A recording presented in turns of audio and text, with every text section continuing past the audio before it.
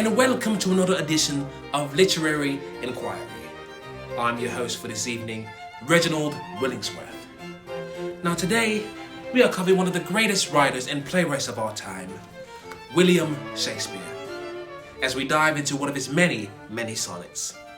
Now I am aware that Shakespeare's language is a lot different than what we use today, and that our modern viewers will get a little bit confused and not really understand the meaning of his words. So, today I brought in a special translator to help. He's a very close friend of mine and a good colleague.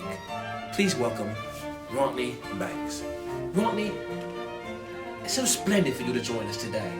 And yo, man, it's a pleasure for you having me on this show, man. Like I say, man, there's a lot of people that don't know about the goodness of Shakespeare, man. I'm trying to put my people on that shit, man. You know what I'm saying? I used to do Shakespeare in my theater once, man. Man, roll that damn clip. To be or not to be? That is the question. What the fuck the answer to that, motherfucker? Right.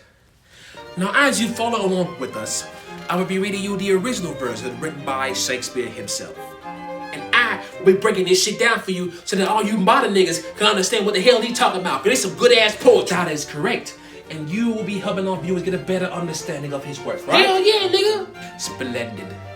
Now let us dive into Shakespeare Spotted number 130. 130, nigga!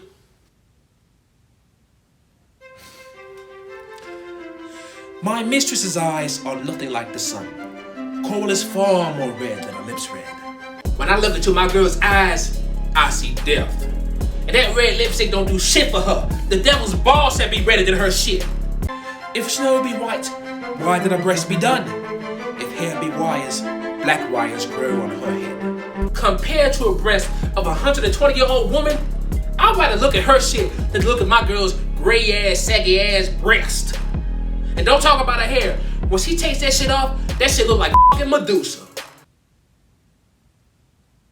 I have seen roses damasked, red and white, but no such rose as the eye in her cheek. I wouldn't clap them cheeks. Them cheeks be so colorless, it makes a black and white film look like a glorious Bob Ross painting. And in certain perfumes, is there more delight than in her breath than for my mistress's reeks?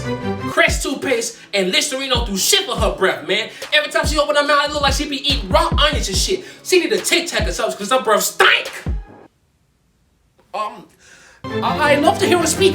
Yet well I know that music has a far more pleasant sound. Imagine hearing the most beautiful voice in the world, but then she ruins it because she's a goddamn chain smoker. Now she got a hole in her throat and she got one of them voices that make her talk like this. Yeah, that's her voice. It sounds like hell. I grant I never saw a goddess go. My mistress, when she walks, treads on the ground. And you know them girls that be doing them bottle walks trying to show off and shit. My girl walks like she been holding a 2-hour shit. And every time she take a step, she be farting. It smell like ass cookies. And yet, by heaven, I think my love is rare. As any she belied with false compare. Man, all these writers be lying and shit talking about how perfect that girl is. Cause I know they got some other feelings for their girls. But at least I'm truthful about my shit. Because I love my girl for who she is. Even though she's a nasty, ugly son of a bitch. Hey, that's it. That's it. That's the end of the book. That's the end of the sonnet. All right. Thank you so much for joining us for going through Shakespeare sonnet number 130. Beautifully translated by Rodney Banks. Don't act like I don't know sarcasm when I hear it, nigga. I'll beat your motherfucking ass. Tune in next week where we cover The King and I. Yeah, and I'll be translating to my version, King of the Streets. Thank you so much, and salutations to you. Banks, nigga! So you over here talking that sarcasm shit, nigga. Don't ever let me see you do that shit again. I will stab you with the sword that cut off Macbeth's head, nigga. I will drown you with the poison that killed Romeo and Juliet, nigga. If you do that shit ever to me again, your ass self will be dead, nigga.